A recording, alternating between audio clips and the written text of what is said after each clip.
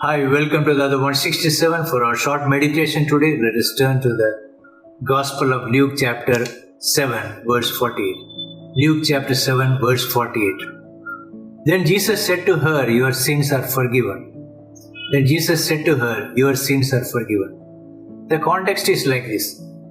Jesus was invited for a dinner to a Pharisee's home. The Pharisee's name is Simon. And we see in the verse 37 of this chapter, a woman in that town who lived a sinful life learned that Jesus was eating in the Pharisee's house, so she came there with an alabaster jar of perfume. As she stood behind him at his feet weeping, she began to wet his feet with her tears. Then she wiped them with her hair, kissed them, and poured perfume on them.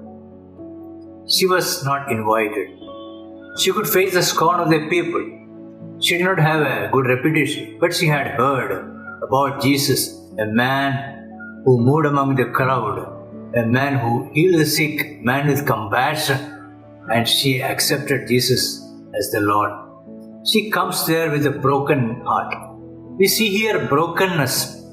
Heart was heavy with guilt and shame. She had no dignity, but she came here.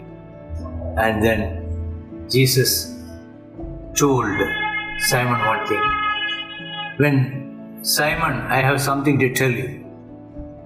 Simon thought in his mind that if Jesus was a prophet, he would certainly know who this woman was. Then Jesus told him a parable. Two people owed money to a man, one 500 denarii and the other 50 denarii. He forgave the debts of both of them, and Jesus asked, "Who will love this man more?" And Simon replied, "The one who had the bigger debt forgiven." And Jesus says, "You have judged correctly." It is a custom of a Jew when guests come to, as a part of hospitality, to greet them with kiss, give them water to wash their feet, and Jesus tells Simon, "Do you see this woman? I came to your house.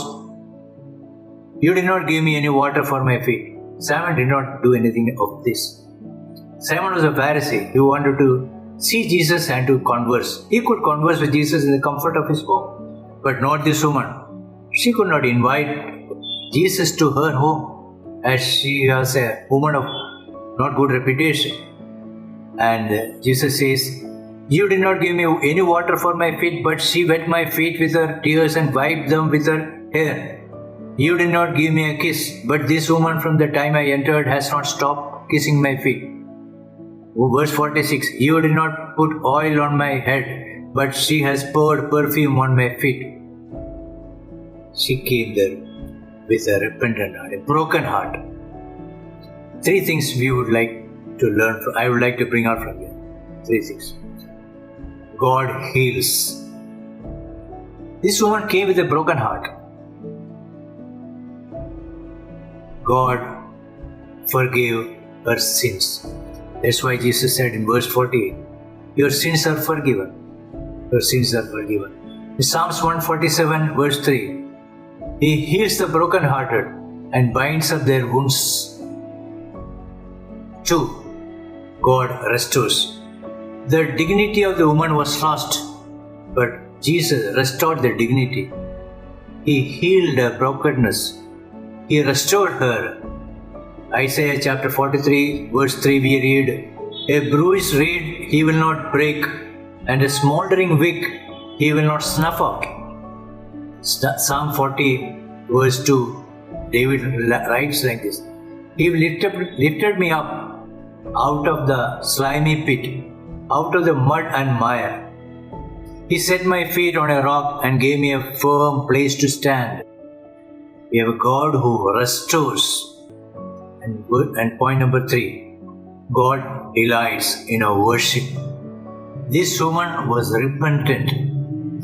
She wiped the feet of the Master with the tears, with her hair, and she kissed the feet and poured perfume. It's an act of worship we see here. The repentant heart heart which acknowledges Jesus as the Lord and offering the best of perfume and kissing His feet as an act of adoration. When we come to the presence of God, God delights in worship. When we acknowledge Him as Lord, with a repentant heart, and also offering ourselves as living sacrifice before Him with humble adoration. And God is a God who heals, who restores, and who helps us to go forward in life.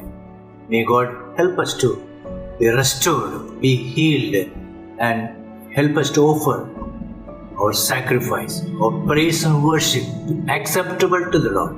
May God bless us with this verse. Thank you. Thank you.